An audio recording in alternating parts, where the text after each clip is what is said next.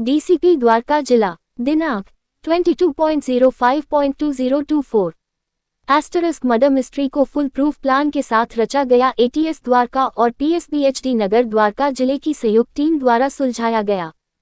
पुलिसकर्मी मैदान पर दृढ़ता और परिश्रम से काम करते हैं। अटूट प्रतिबद्धता के साथ वे मास्टरमाइंड आरोपी नीरज सहरावत, सहयोगियों सीमा रिंकू और नीरज दहिया पर किताबें फेंकते हैं। 8 स्पोक्ड एस्टरिस्क एक लंबा पीछा, लेकिन स्लैमर, पेन, बड़ा घर वह सब कुछ था जो जासूसों ने अपराधियों के लिए तैयार किया था। 8 स्पोक्ड एस्टरिस्क इस सॉरी टेपेस्ट्री में सब कुछ था, साजिश और विश्वासघात, संपत्ति हड़पने और पैसे कमाने के लिए सीमा रिंकू ने बॉयफ्रेंड नीरज सहरावत के साथ मिलकर साजिश रची। 8 स्पोक्ड एस्टरिस्क मृतक रवि सोनू आरोपी सीमा रिंकू का जीजा। उत्तर प्रदेश में मोदीनगर के निकट गंग नहर में शव को आरोपी व्यक्तियों के इशारे पर खोदा गया।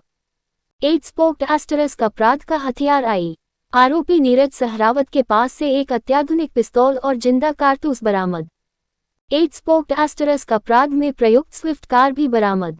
एस्टरिस्क घटना 24 मार्च 2024 को शिकायतकर्ता ज्योति द्वारा पीएसबीएचडी नगर में एक गुमशुदगी का मामला दर्ज कराया गया था, जिसमें उसने आरोप लगाया था कि उसका भाई रवि 5 to 6 मार्च 2024 की रात से लापता है।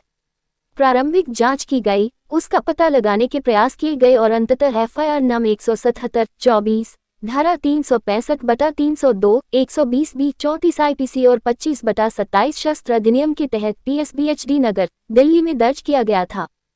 टीम और कार्य अपराध की गंभीरता को देखते हुए डीसीपी द्वारका श्री द्वारा टीमों को कार्रवाई में लगाया गया। अंकित सिंह आईपीएस इंस्पेक्टर के नेतृत्व में anti auto theft squad Dwarka की समर्पित टीम कमलेश कुमार प्रभारी एटीएस एवं inspector Balram Singh Beniwal SHO PSBHD Nagar, जिसमें SI Dinesh Kumar, ASI Vidyanand, HC Jagat Singh, HC Inder, HC Sonu, HC Rajesh, HC Sandeep, HC Anil, HC Hemchand और एचसी संदीप शामिल हैं की देखरेख में एक टीम भी गठित की गई। रामावतार मामले को सुलझाने के लिए ACP operations unit Dwarka.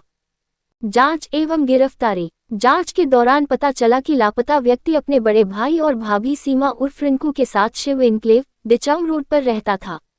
5 to 6 मार्च 2024 की मध्यरात्रि में उसने किसी नीरज सहरावत को फोन किया और उसके बाद उसकी हरकत सीसीटीवी फुटेज में पाई गई, लेकिन अपने घर से कुछ दूरी के बाद वह गायब हो गया।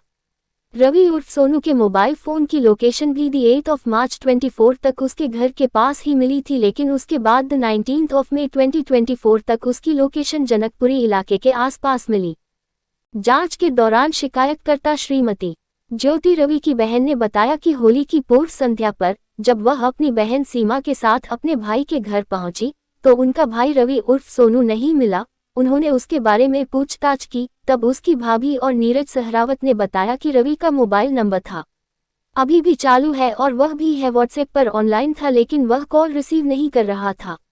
दोनों शुरू में उसकी बहन को भी गुमराह कर रहे थे, लेकिन संदेह के कारण उसने पुलिस स्टेशन में गुमशुदगी की रिपोर्ट दर्ज कराई। एचसी जगत सिंह और टीम द्वारा तकनीकी निगरानी आदि के कठिन अभ्यास के बाद यह पाया गया कि सीमा रिंकू के पास एक मोबाइल फोन था, जिसका उपयोग फरवरी 2024 में किसी नीरज दहिया द्वारा किया गया था। 5 to 6 मार्च 2024 की मध्यरात्रि में नीरज दहिया की लोकेशन गंग नहर, मोदीनगर, यूपी के पास मिली और वे सूर्योदय से पहले शिव एन्क्लेव में लौट आए।